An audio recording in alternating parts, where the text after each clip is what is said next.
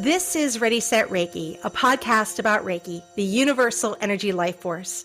From the curious beginner to the seasoned master teacher, welcoming all systems, all lineages, and all levels.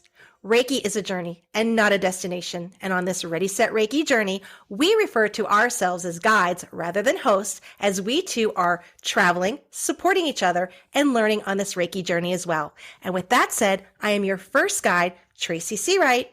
And I'm your second guide, Millie Pampina. And today, what an honor it is to have a wonderful Reiki master that I had the privilege of meeting when she came to Joy Yoga in El Paso, Texas for a Mercado market. And she is Reiki master Michelle Moskauski, who as a child was very sick in her teens. No doctors were able to know what was wrong with her. Her whole body was in pain. And it was a chiropractor who introduced her to Reiki. And after a few treatments, she was pain-free. And so she went on to learn about this Reiki. She completed her Reiki Master Training Certification in 2018, received her Master of Spiritual Science in June of 2021, and is currently studying her Doctorate of Spiritual Science through Peace Theological Seminary and College of Philosophy. Michelle is also a certified Heart Math practitioner and Access Conscious Bars practitioner, and she is a member of the International Association of Reiki Professionals. And she also has the business Intuitive Wellness with Michelle. Michelle, welcome to Ready, Set, Reiki. Thank you so much, you both, for having me. It's a privilege to be here today. Wonderful. So let's dive right in. I gave our listeners just a little taste about you. So tell us about yourself. Well, as you said, I'm a Reiki master teacher. I started my training in 2018. I live here in El Paso, Texas, with my husband of almost 15 years and our 4 cats, who are just absolutely the sweetest and their own little Reiki masters, too. I'm an only child, which was why it was very important when I was so sick to my mother to find me something that would help me. I'm fortunate that my parents actually moved here to El Paso back in 2018 as well, the same time that I was starting my training and my business. I have my own little office suite in an office building where I do, like you mentioned, Reiki, access bars, energetic facelift, heart math, and just do my best to be a spiritual guide and help people start on this journey. Wonderful, wonderful. And in the beginning, I mentioned a little bit about your process with Reiki, how it came into your life. But let us know, did you find Reiki or did Reiki find you? Reiki was thrust upon me, let's say. So I was 14. We're not going to say how many years ago that was. Not that many. So I had been incredibly sick. It started when I was 13 as a viral upper respiratory infection. My mom took me to the pediatrician like any responsible parent would do. Doctor said, it's a virus. She'll, just write it out, go home. She'll be fine. I wasn't fine. I had headaches so bad that I would black out.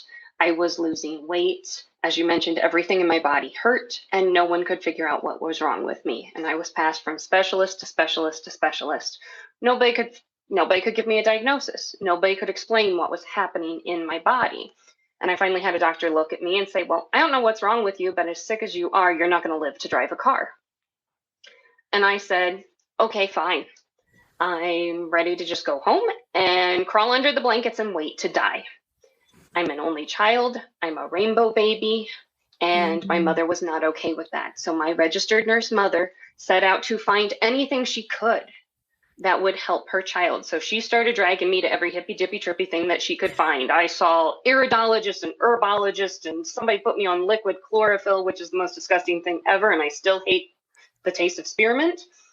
And finally took me to a chiropractor who said, I know what's wrong with you and here's what you're going to do. And one of the things she suggested was seeing the Reiki practitioner who worked out of her office. Had never heard of it before, no clue what it was. So of course, okay, what's that? She explained a little bit about it, and I said, heck no, I'm not doing that. Not happening. Insert argument between me and my mother, where she says, you're my child, and it's my money, and you'll do what I say, and it's my body, and I do what I want. And we compromised that I would go and I would try it once. And if I could give her a legitimate explanation as to why I did not want to continue Reiki treatments, she would back off and that would be fine. So I went for that first appointment. The practitioner's name was Julie. She was really, sweet, asked me some questions about how I was feeling, talked to her a little bit, laid down on the table and kind of waited and said, okay, now what? And I don't know how long into the treatment, all of a sudden I'm like, why does my head feel funny? What is this sensation? And I realized it was that my head felt like it was so light, it felt like it was floating off the table. And I said, okay, that's weird. And finished the treatment, go home. This was a Friday afternoon. Went to bed that night, slept for 16 hours. Did not stagger out to the kitchen until the next afternoon and had no clue what day it was. So that was the first time in over a year that I didn't have a headache. And it was the first time in over a year that I slept through the night. So I said, okay, there is something to this. This is actually real and this is actually helpful. So I truly credit Reiki with helping to save my life because it eased my pain and it gave me back my will to live. Wow, beautiful. Thank you for sharing that. How amazing is that? Unbelievable. And here you are. Here I am. Right? Here you are. I love it. Love it. Well, you have been blessed to have opportunities of going to markets and being out here in the community of El Paso. And as you're in these markets, I'm sure you have many people coming up asking you all kinds of different questions about it. So what is a common misperception about your work?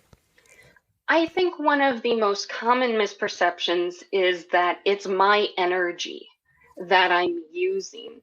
I hear people ask all the time, it's like, well, how do you not get tired, like using your energy all the day? And it's called, no, I'm not using my energy. I'm the conduit. The energy is flowing through me rather than me using up my own.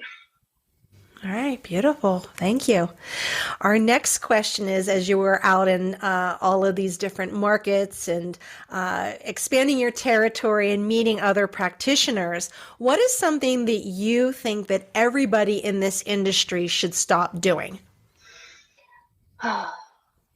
Should stop doing. I don't know if it's something that we should stop doing. I think we need to really start remembering that we need to take care of ourselves first so we can take care of others. I see so many practitioners who end up in burnout. Mm-hmm. I see a lot of, fellow practitioners who just, we go and do because we want so much to help people. And we get invited to do this and go here and be at this market. And at some point we've got to learn to stop and say, this is enough. My plate is full. Because Absolutely. here we are preaching self-care, right? Fill your cup up and give from the overflow. And here we are just, dumping stuff out of our cup into everybody else. So I think that's one of the biggest issues that we face as practitioners. Absolutely. Yeah, because we're always going and we want to be of service. And then this person reaches out and we don't take that time. And then you're like, wait a minute, I need to be practicing what I'm preaching here, right? Right. And it's 2:00 on a Friday. Hey, can I come in this evening? Like, can you fit me in? Like, no, I'm sorry. Yeah. And we got to learn it's okay to say no. Right. To put those boundaries up. Yeah. Those boundaries up and take care of yourself. Very good. So what is something that you wished your younger self knew about this profession? That I was going to end up in this profession because this was totally not on my radar as something to do. Mm-hmm. Yes, from that time I was 14, I was a believer. I absolutely, loved Reiki, and I saw that same practitioner until I went off to school. And then in college, I found a yoga practitioner who also did massage and Reiki and all those kinds of wonderful things. And I worked with her through college. And then you get older and you become an adult and you move on in life. And I was going to be a high school English teacher and change the world.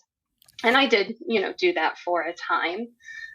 But it was not my intention to be a Reiki practitioner. So I really kind of wish that younger self knew and paid better attention, had asked, people more questions, had gained more knowledge then. Right. So I didn't feel like I had to play catch up, then in my mid 30s going, okay, Right. let's figure all of this out and figure out where I'm going and what I'm doing with this. It was really, I woke up in the middle of the night one night having a full on panic attack going, this is not my life. This is not who I am supposed to be. Wow. And I said, okay, universe, then what? And the answer that came through was Reiki. And I said, oh, heck no. See this theme of me saying no to Reiki? I said, no, not me, not Reiki. Reiki's great, but not me. Right. Reiki. I'm like, no. And I said, okay, universe, it's going to be really easy to figure this out if this is truly what I'm supposed to do. And I took my level 1 certification class 5 days later. Wow. Beautiful, beautiful. And how wonderful is it that at 13 you continued? I mean, you could have just had that one and done experience, but you continued through high school and in college, that you just kept on the journey. You didn't give up. You're like, nope, I'm keeping forward. And then it just circles back around in your life again. How beautiful is that? Wonderful. I love that. So when it is time for you to get the Reiki tune up or check up, or maybe you're looking at some of the past Reiki practitioners that you have, what are some of the qualities that you look for in a Reiki practitioner? So I am very empathic. So I'm very picky about who works on me. So I think one of the most important things is finding somebody that you're truly comfortable being around, that literally that basic self inner child physical body feels safe and comfortable and relaxed around them and in their space and their environment. I also look for someone who has similar spiritual beliefs to me. Doesn't necessarily have to be exactly the same, but I don't necessarily want someone who's going to try to tell me everything they think they know about every past life that I've had. I want someone who wants to work with me kind of in the here and now and what's going on. And I want someone who's going to be kind of blunt and honest with me, because sometimes we need somebody who's willing to say the hard things. Hey, Michelle, you need to take care of yourself. You need to work on your boundaries because I can sense you're not doing a good job of that right now. Right. Sometimes we need that kind of level of honesty. Wonderful. Wonderful. So you've been doing this for quite some time. What advice would you give someone who's just entering this profession? Take care of yourself so you can take care of others. That's like number 1 on the list, right? Aside from that, I would say big things are think carefully about how you're structuring your business. What hours are you going to work? What days do you want to work? How much time do you want to give yourself between sessions, so that either that person who's really having a breakthrough has that extra time to kind of finish integrating everything from the session, or so that after a heavy session, you have time to work on your own clearing, those kinds of things. Oh, that's important too. Yeah. I would also suggest get out in front of people, go do markets, go do business networking events, because doing those things forces you to learn how to talk about your profession. That's kind of one of the hardest things, is figuring out, well, how do I explain about chakras and universal life force energy and make this relatable to business people and, teachers and nurses and stay-at-home moms who've never heard anything about this. So the more you can get yourself in front of people and start talking about what you do and why you do it, the easier it's going to get.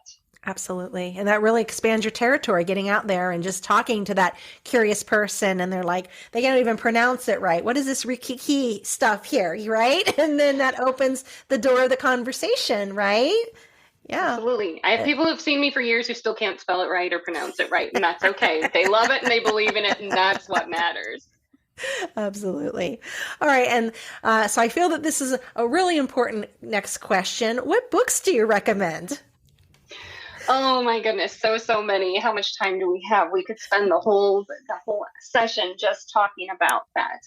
So big things that I always recommend for my clients: The 4 Agreements by Don Miguel Ruiz, because so much of our suffering is our own creation, right? So this is kind of like that first initial eye opener for them of, hey, what am I doing to myself with my belief patterns?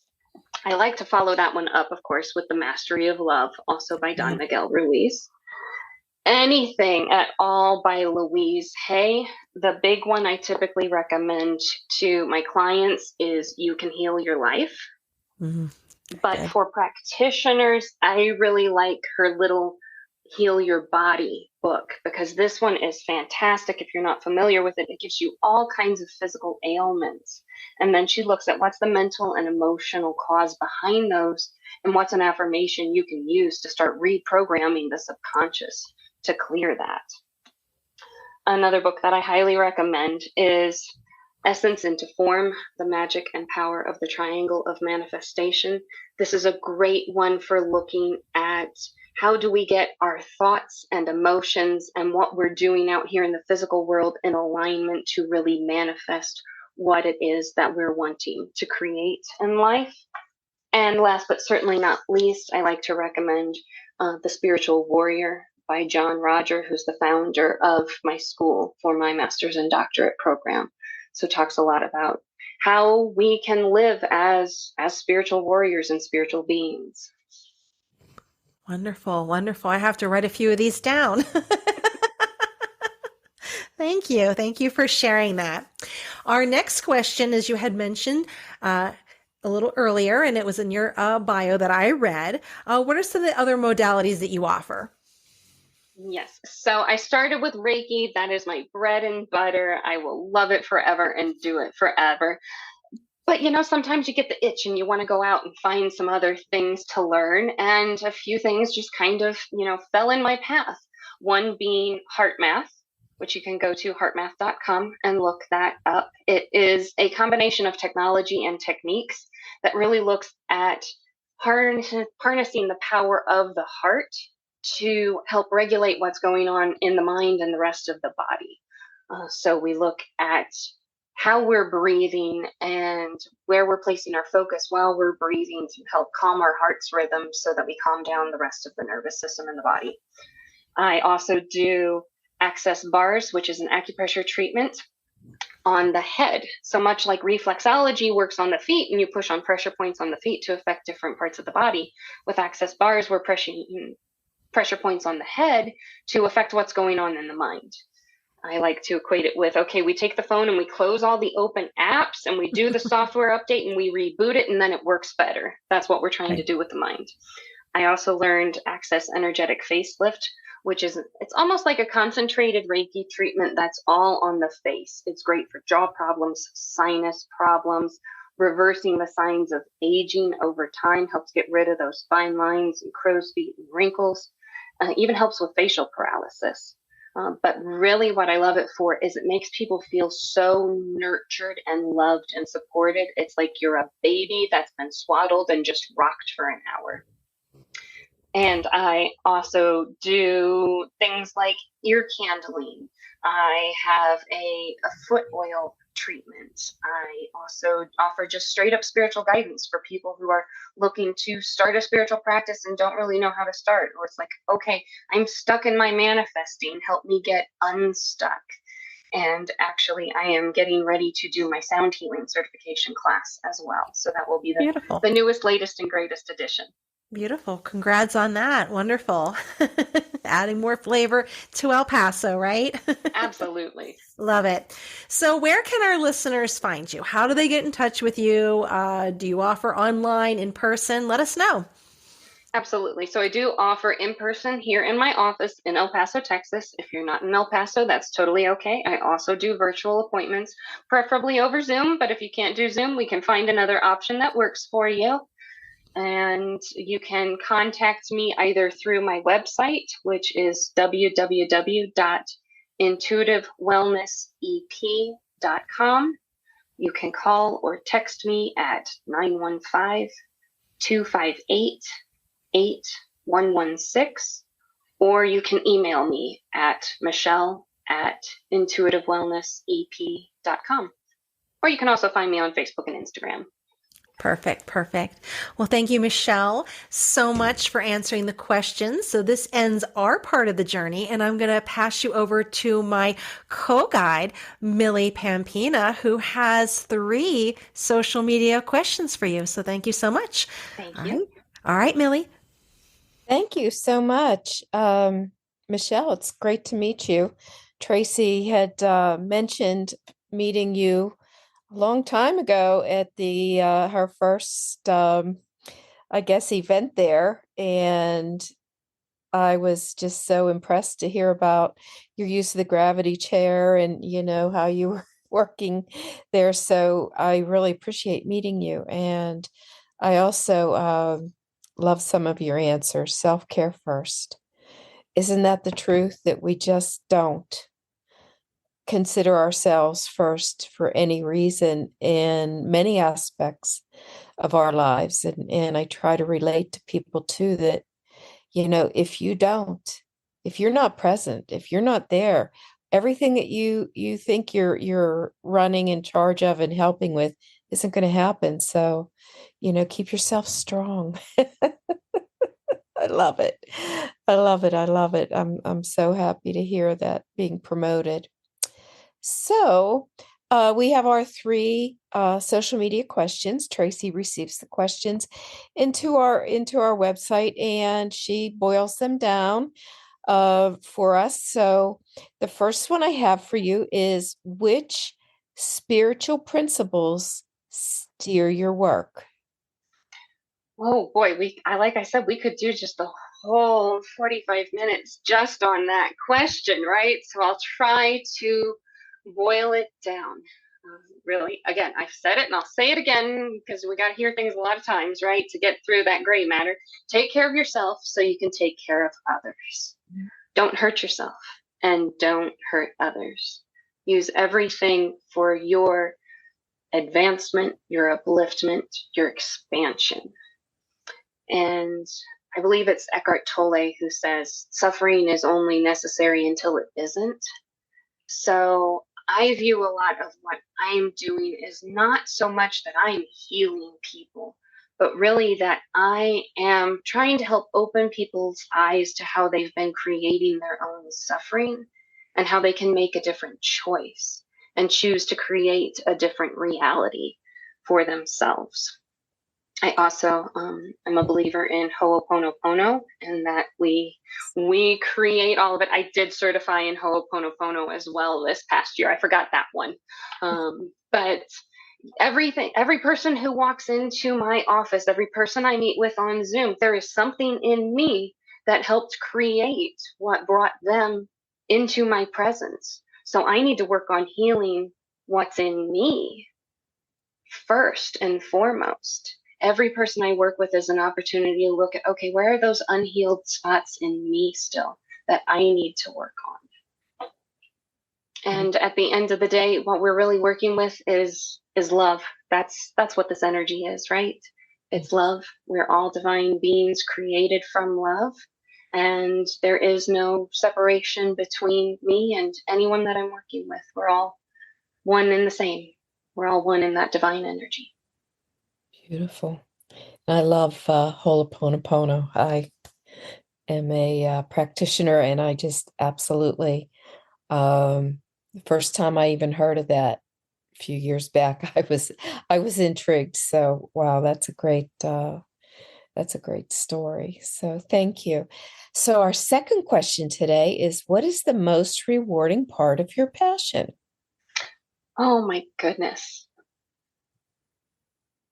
Every day I come in, and even when it's, oh, I'm tired and oh, I don't want to, you get in here and you get in the session and you feel that energy moving.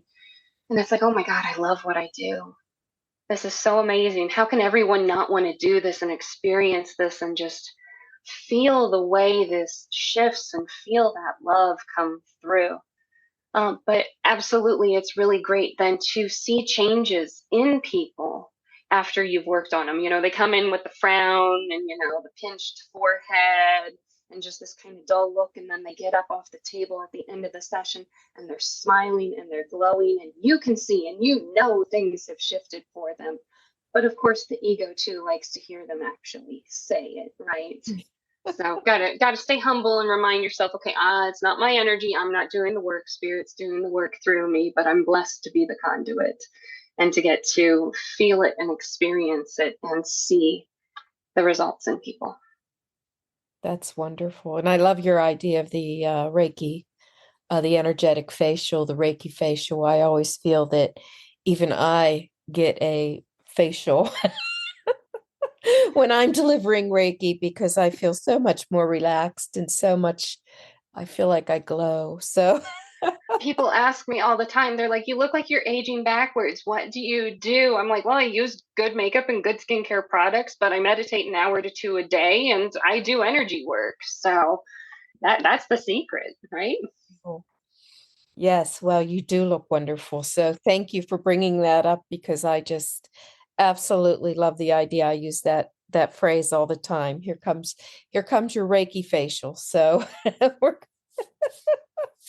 we're going to relax you so much you're not even going to recognize yourself when you're done. So I just instead of trying to fight all the, what I consider to be not misconceptions, but possibly perception out there about what we do. I like to know that some of the results are really, really accurate and they could at least take that part of it with them. So great. Well, thank you so much. And number three, I have, where I love this question. Have you ever felt like giving up and taking another route?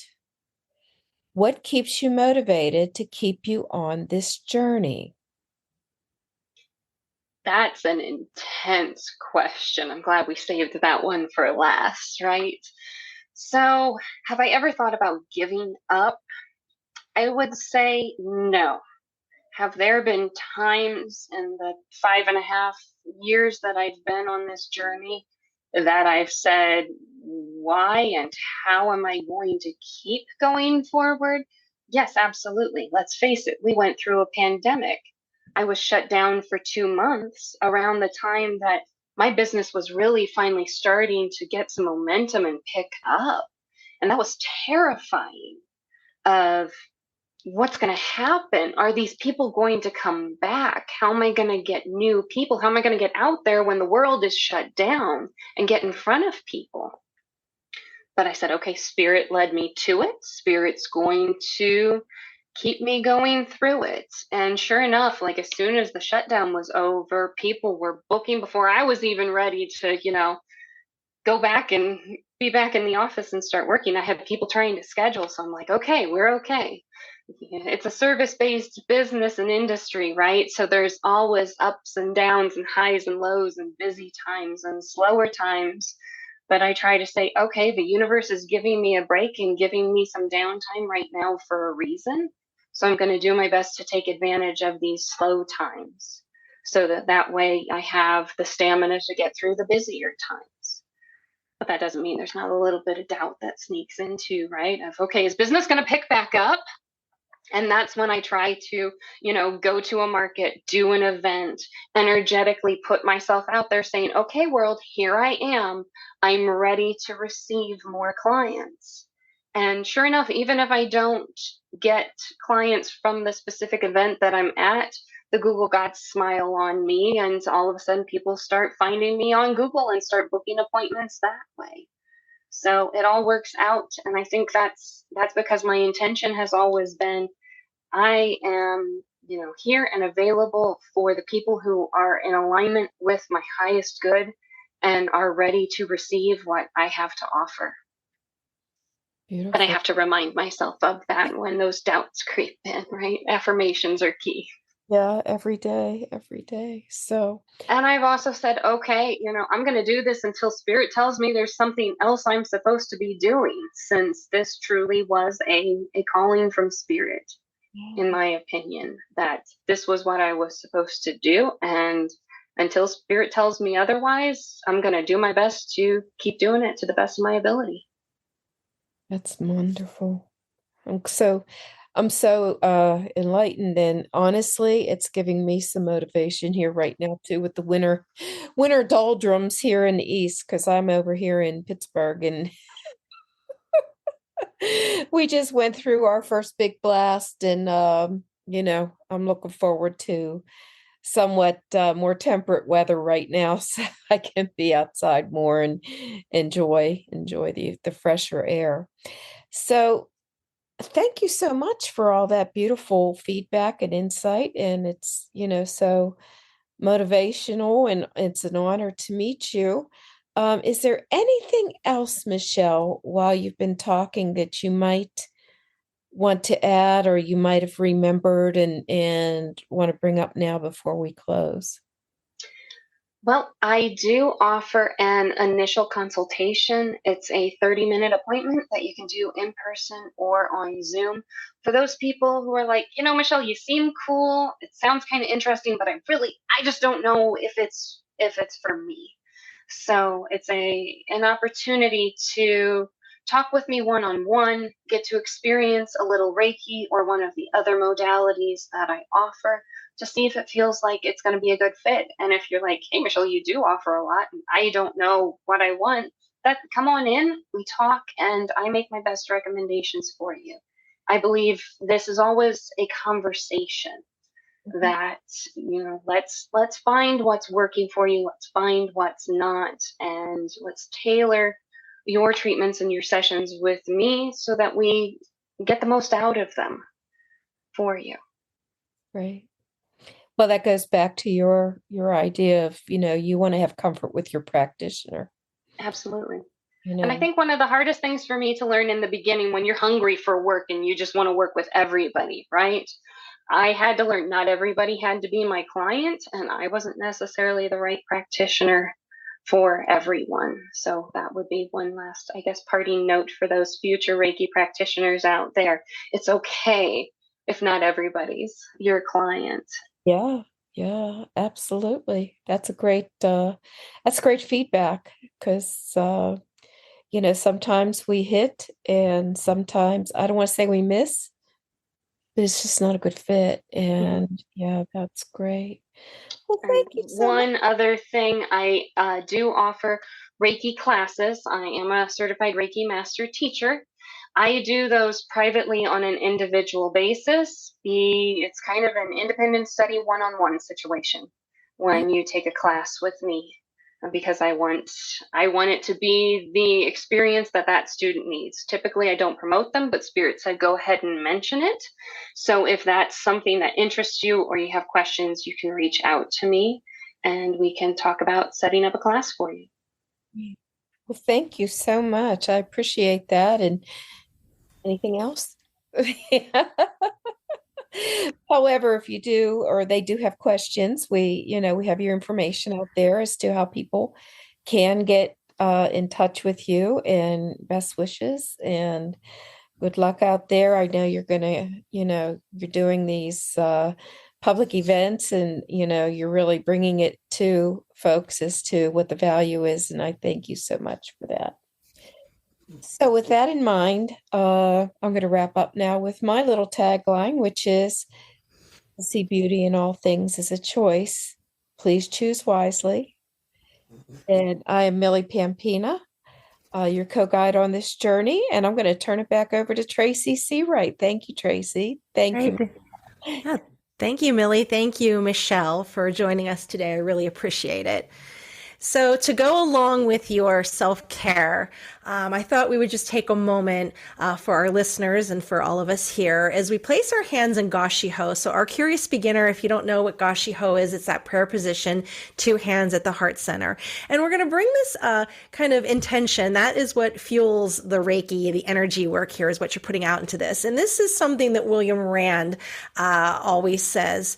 And he asks that guide me and heal me, that I am of greater service to myself and others. And as we put this intention for ourselves and for those that we are out there serving, because our cup needing to be filled is just as important as our clients and our students. So we're going to put that out there into the universe, so that is carried with us. And as we bring our intention back into this time, this has been Ready, Set, Reiki. And if you are interested in a question being featured on our show, reach out to us at www.readysetreiki.com. You can find us on social media as well. We also are a part of Feather Sister Wellness. So online, we offer a variety of yoga classes, meditation classes, Reiki, and Reiki training. So check us out there. We would love for you to be a part of our community that we are building here. And even one of our practitioners in El Paso, Letty, is going to be on doing a little tapping event for us. So how wonderful as we build with community. So again, this is Ready, Set, Reiki, and I'm Tracy Seawright.